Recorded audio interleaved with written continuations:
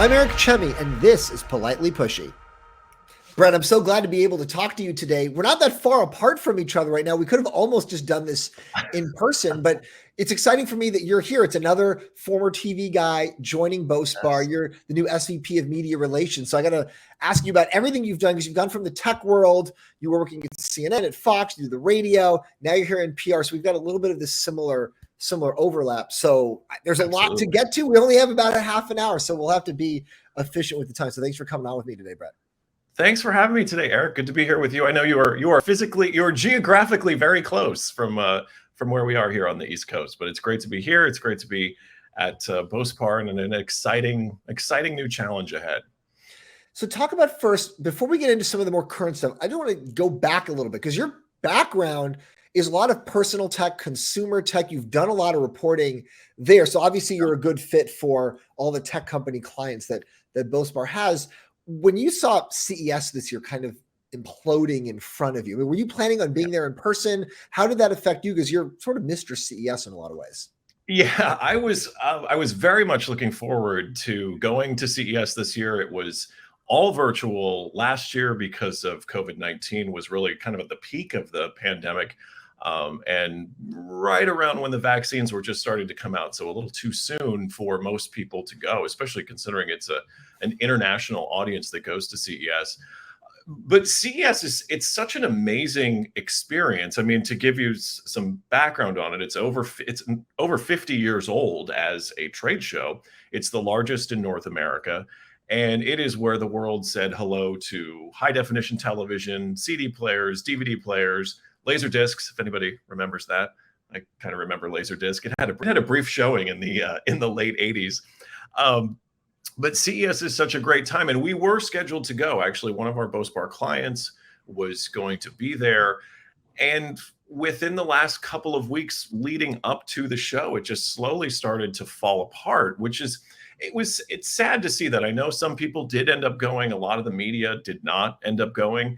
And a lot of the big names started pulling out of the show and instead opting to do it virtually, which is unfortunate, because the best part about CES is not just it started today, which is usually the news coverage you get when it's virtual. It was certainly that last year. The show goes on for 4 or 5 days. And there are literally thousands of companies on the ground there, and not just Sony and LG and Samsung and Google and Microsoft and Intel, but there's also, I met these 2 cousins who created Phone Soap, this device that you could put your smartphone in to clean it. And there's startups that this is their whole kickoff for the full year. So it's sad that those companies aren't going to get the exposure that they need. But it will be understandable as we move into 2022 that we're going to start hearing about these companies moving forward. Phone Soap, is that one of the stories you covered in the past? That was one of the stories I covered in the past. They were 2 cousins from Utah that randomly were passing me as I was going to the hall, and they gave me the card, gave me the postcard that had all the information about their product. It was like, listen, good luck, guys. You clearly know what you're doing. You're here at the show. I don't think at that point that they had any investment. It was just, their money and their family's money to get them to the show. But they were pounding the pavement at CES, and they did get a lot of good coverage. So what is it that a lot of companies, they don't understand about reaching the end consumer? Because tech obviously has gotten so big, but if you go back 20 years, 30 years, 50 years when CES first started, personal technology wasn't like you had all these beat reporters doing personal tech and writing for newspapers and columnists and TV. It's a different world now where tech has taken over, but you've seen a lot of that growth. So I guess I've got 2 questions. One of it is the growth of that space, that job to be a tech reporter, but secondly, reaching end consumers, right? Because high technology, there's people like me, my colleagues from MIT, they're working at these jobs, they're working at these tech companies, and there's all these PhDs, and there's really brilliant people who work on this technology behind the scenes. It's very difficult to do from a math and engineering point of view, but end consumers don't care. It's like, oh, this is cool. I like the color. It helps me. I like the toys, the games. So how do you, as a storyteller, try to bridge that divide? That's a really good question. I mean, I was one of the first technology reporters on local TV when I got to New York back in the early 2000s. I was working for the CBS affiliate here, and a lot of the stories were a hard sell to the editors because they didn't see why any of this was important. And this was at a time when, Wi-Fi was new and you could go to Starbucks and get on a Wi-Fi network with your, 40-pound laptop. But then it transitioned into something where technology is all around us. It's not just the phone that I keep in my pocket and the iPad that sits next to me on my desk, or the smart speaker that I have with the screen on it. It is really it's all around us now. And what's amazing about it is just what you mentioned, the work that people are doing at MIT, the scientists that are making these things so easy to use and so simple, and putting all that complexity behind the glass screen for us. And what you need to find when you're talking about technology to a mass consumer audience is not necessarily this is the fastest, this is the best, this is the highest resolution camera. It's why does any of this matter? Why does it matter that my phone can take higher resolution photographs? Why does it matter that my watch can keep tabs on my pulse or my blood oxygen levels? When you find those little bits and pieces of how technology is helping us, that helps you tell the story. It matters that your phone has a high resolution camera in it because you can take better photos when you go on your family vacation. You can snap a quick picture if you've got a newborn baby. You're never too far from your camera to, oh, look at that. They're first shoved some broccoli in their face and it's all over them, or they got cake in their hair, or whatever fun moments that you capture. It's important that your smartwatch can keep tabs on your pulse and your blood oxygen level because it's also got a Wi-Fi and a cellular modem in it. So if something tragic were to happen, if a health concern were to happen, it's able to alert people. And that's what I always try to find in a story is how does this help me as a consumer? Is it going to save me money? Is it going to cost me a lot of money? And is this something that it's just a fad? This is something that I'm not going to use in another year.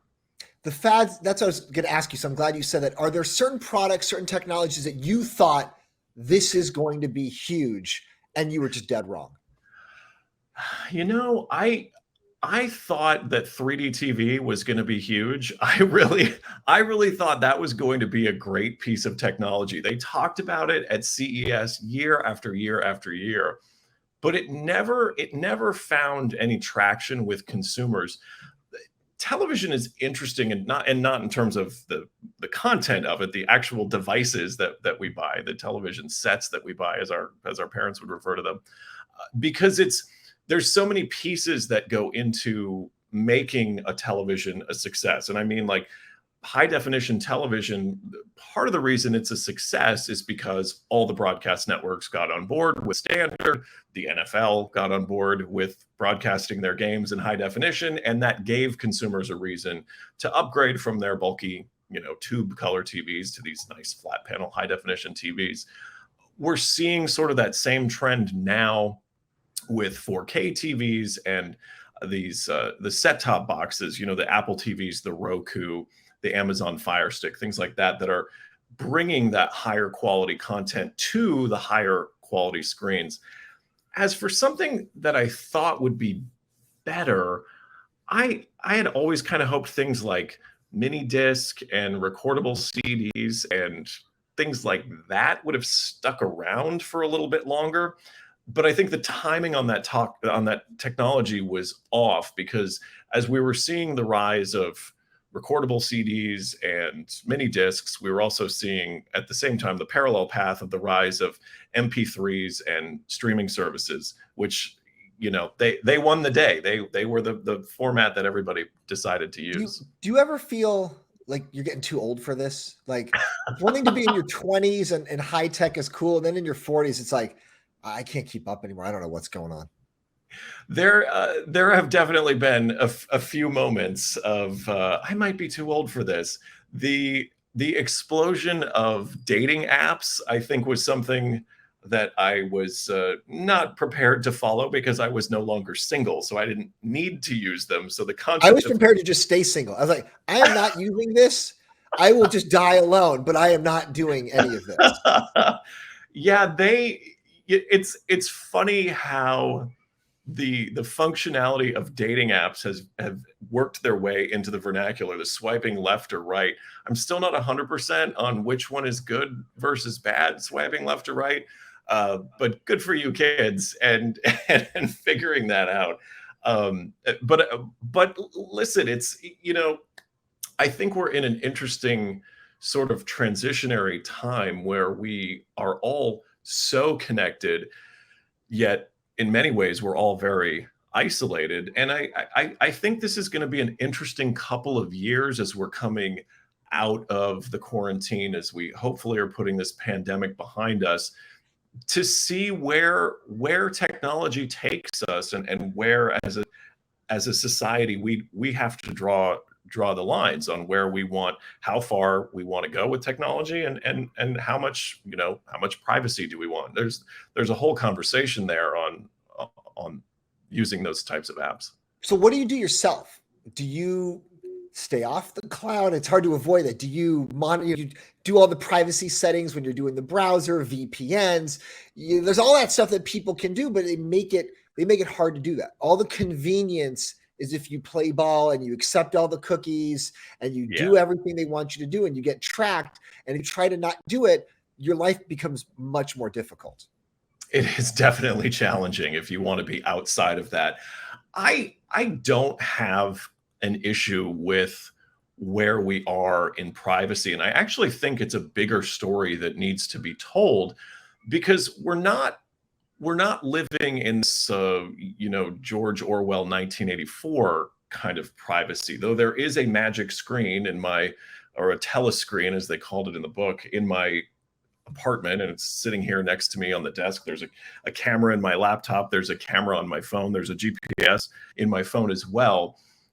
That information, at least here in the US, is not being used to, put guardrails around me in terms of following the law. It's being used as a marketing tool. It's being used as a way to find out, where do I go to grocery shop? Where do I go to the gym? Do I go to specific restaurants or bars? Do I go to specific clothing stores? And if I do, that information is great for marketers and advertisers, because they can reach right out to me and say, well, we know you were in Banana Republic yesterday. Here's a 20% off coupon. Go back to the store and use it. If that's and we know you stole something from Banana Republic, and we're going to alert the authorities if you don't use the coupon next time. Yeah, the chip clips remember the little tags they're still on the clothes. Those are now Bluetooth, and we know that you stole that shirt.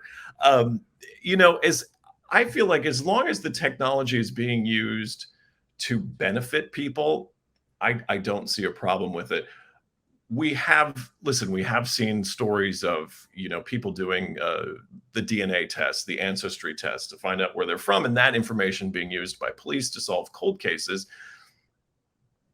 But you're solving a cold case. We know that police are using what's on your phone to solve cases, or the wireless tracking and where you were. So we know that's happening. Yeah. We know the government has contracts with a lot of these big companies to have certain information. So we know something's happening. We don't know exactly what's happening, but that leads me to the next part of your career. So it's not just technology. You've worked at some major news outlets. You come to Bospar from Fox News, and I think you worked at CNN, if I'm right. I think you were there too. So you've been in sort of the two big cable news pillars, sort of representing the two different sides of the aisle there.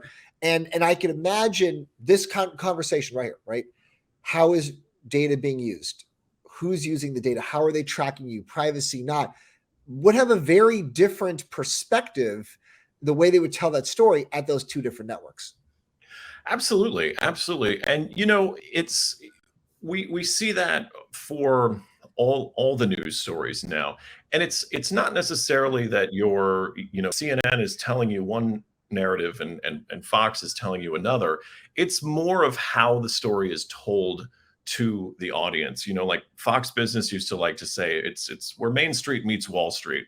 It's, these aren't day traders necessarily, or maybe some people working on Wall Street, but these are retirees, people with a stock portfolio, people that want to play in the stock market, but want to do it safely or follow along. When it comes to data privacy, it's definitely it's a different story. On Fox, it was very much my privacy. It's my data. I want to keep it for myself. I don't want other people to know. Whereas CNN would take the approach of, it is your data. It is things that other people are going to know, but you might get a discount from Banana Republic if you opt in to this email. So there were definitely two different stories to tell, but really it's the same story being told. It's just being told with two different audiences in mind. So how do companies try to tell their story when the same story is going to get a very different end result, an end product? You've been on both sides of it. There's not a lot of people that have been on both sides of it in terms of, hey, I've got story X, but the end product might look very different at one channel versus the other. It's for each medium that you're going for. And that has been the case for as long as we've had not mainstream media, but as long as we've had broadcast media. Is you would tell a different story to a radio station than you would to a television station, than you would to a newspaper or a magazine, just because of the nature of the medium. Radio is very much instant, television mostly very much instant. Print is not necessarily instant, although it can be now when it's online. So it's really just about finding a narrative and a message that resonates with a different audience. When you go to a CNN or an MSNBC, you have an audience there, but they're spread out. They're not just at CNN and MSNBC. They might be watching some news videos online. They might be sampling from the Washington Post or the New York Times or a variety of other news sources. Whereas Fox's audience tends to be significantly more loyal to Fox and Fox Business and Fox Nation and the properties that they have on their offering. So it's understanding that and knowing that you've got a certain window of time to tell your story to each audience, and certain things that matter to each audience. The Fox audience might have a different set of values when it comes to spending their money, saving their money, and using electronic devices and technology. Whereas the CNN, MSNBC audience, they're going to have a very different take. And that's not to say one is better than the other. It's just they're two different groups of people. What does it feel like for you when you watch, for example, CNN? I was flipping through last night, looking at CNN, and they're having a whole thing about the text messages that a Fox News person sent to the White House as January 6th was happening. And, they're all in cahoots, right? Trump and Fox are all in cahoots. At the same time, I'm watching CNN. I'm thinking, the show that was on an hour ago was the brother of a governor who both of them lost their jobs, and they're one to talk, right? So and a lot of these people. You're watching colleagues from one channel ripping colleagues of yours from another channel. What is that like for you to see this kind of negative discussion? I never liked, and I think I'm borrowing a phrase from my dad here. I never liked when the news was the news. I never liked when the people on the news became the news story and the other news networks became the news story. As we saw over the last several years, which was always kind of interesting to watch, everybody kind of has their issues. So careful who you're pointing fingers at and saying, well, look at them. They've got people doing X, Y, and Z. Are you sure you don't have people doing X, Y, and Z? Because if you do, there's a little egg on your face there. But those stories don't tend to resonate for too long. I don't know, I don't have the data to suggest that it hurts or helps on either side of that coin. I do, though, going back to, being at Fox, one of the things I always tried to do, especially when I was anchoring the news on our 24-hour radio network, was I don't want to be the story. I'm just here to be the storyteller. I'm just here to tell you what's going on. I'm just here to give you the facts. I'm not going to give you any spin. I'm going to say, this is what we know. This is what we know right now. And these things may change. If there was one sort of, we saw this a lot with COVID. I oftentimes would wish that the audience understood that it's not that the situation changed, or it's not that we didn't have it right the first time. When stories are developing, and we live in we live in a 24-hour news cycle now, where it's if something catches on fire, we're talking about it catching on fire. If we find out a month and a half from now the reason it caught on fire was because of a leaky gas valve or poor construction, we may not know that when we first tell you about this thing being on fire. That doesn't necessarily mean that wasn't the case or the cause of the fire. But I think a lot of times, especially with the 24-hour news cycle, you really have to remember that we're telling you what we know when we know it. And we're not trying to hide anything. No one's trying to hide anything from you. It's just, this is what we see right now. Our reporters on the ground are telling this to us right now. This may change. And when it does, we're going to tell you, okay, we initially said it was 3 people involved. Now we know it's 5. We said it was 7 people. We just found out, oh my gosh, thank goodness it's only 1 person, or it's only 2 people. Or in fact, no one was injured because thankfully no one was there. Or if you just waited a day, you could read the newspaper tomorrow and they'll have everything accurate instead of getting caught up minute by minute as we're figuring it out. Right.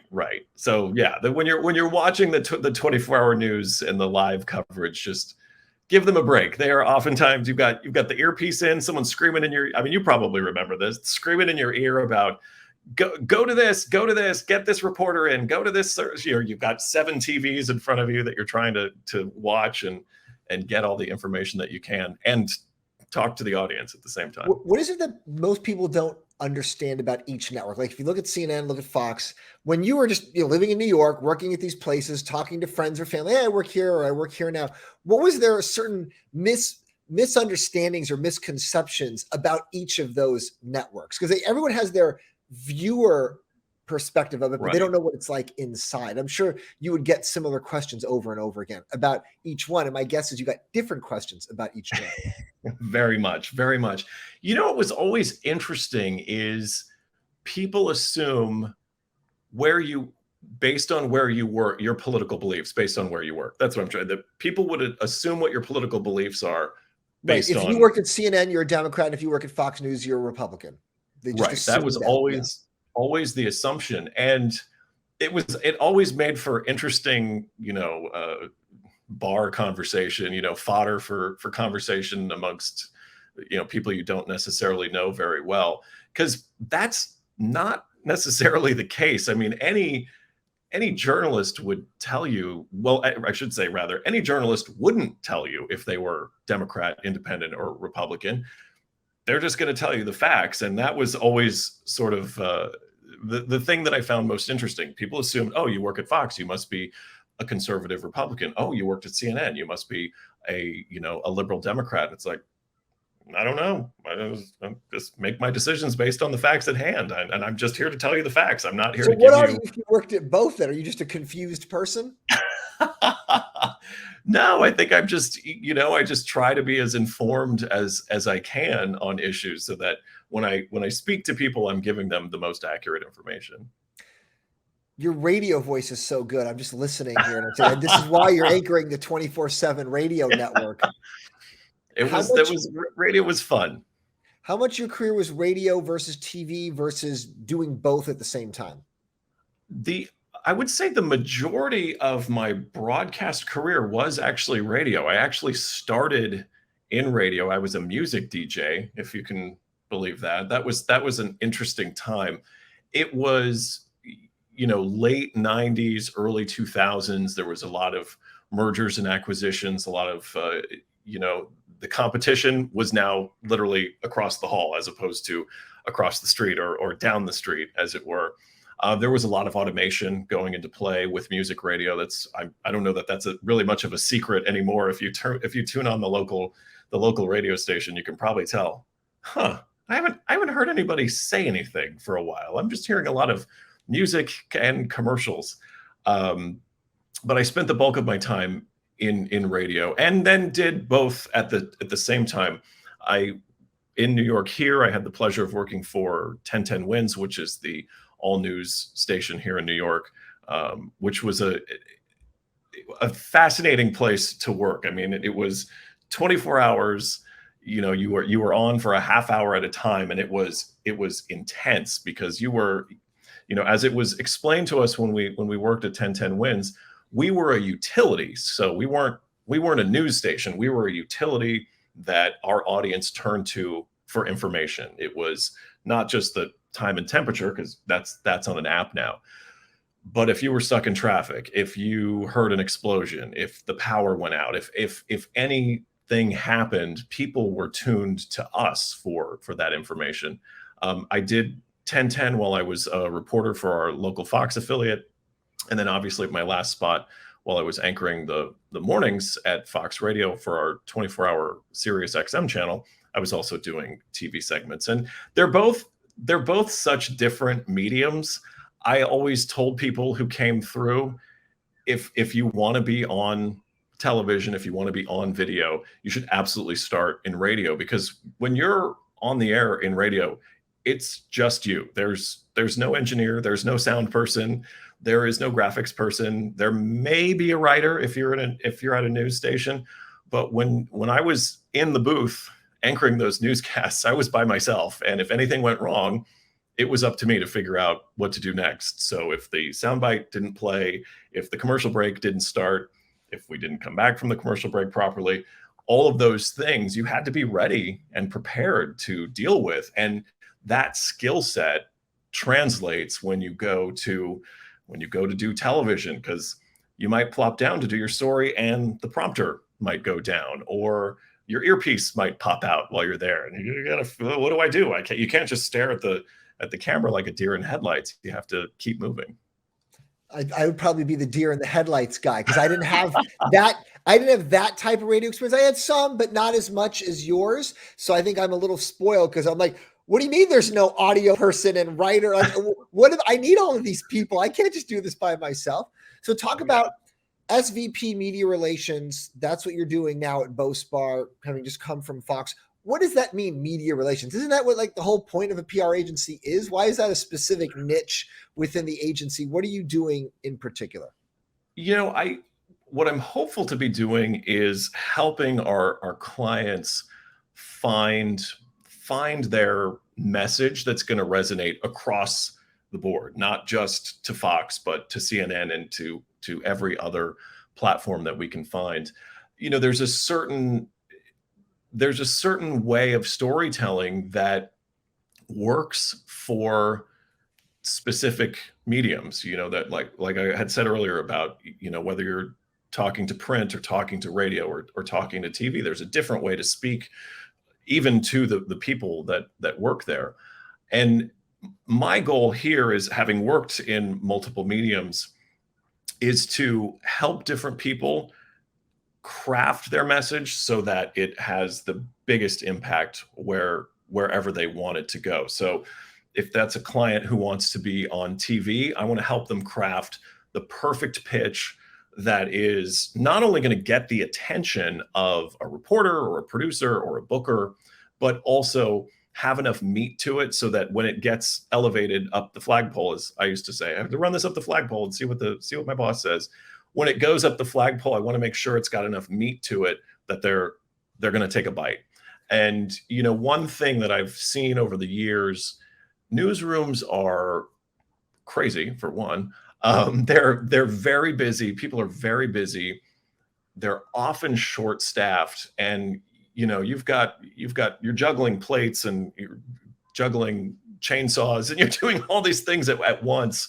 So, the one thing I always appreciated about Bospar when I was working with them as a journalist was they always gave me more than enough information to really tell a good story. And I hope to continue to do that.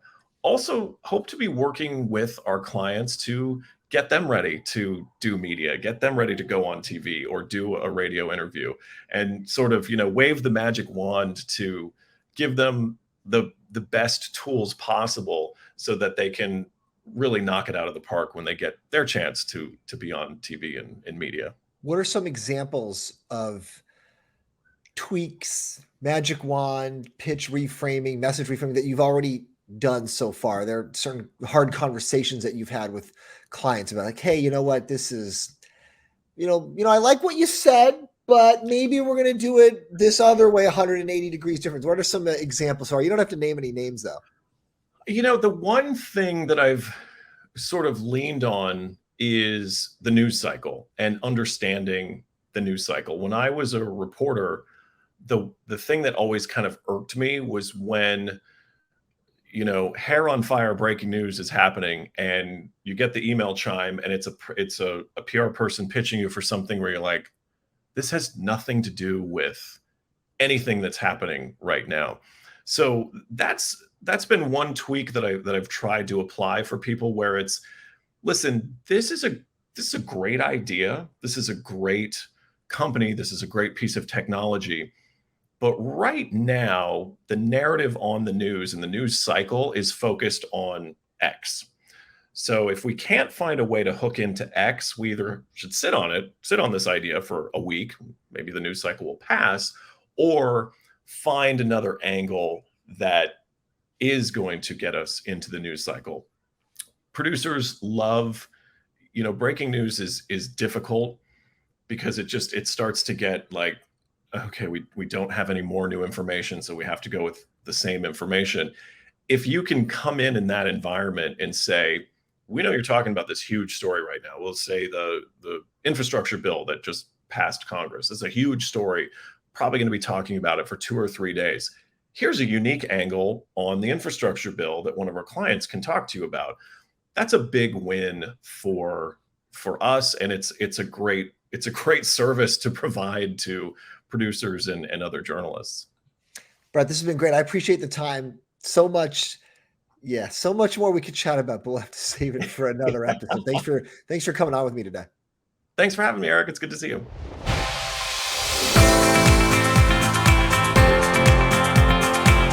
Thank you to my guest, and thanks for listening. Subscribe to get the latest episodes each week, and we'll see you next time.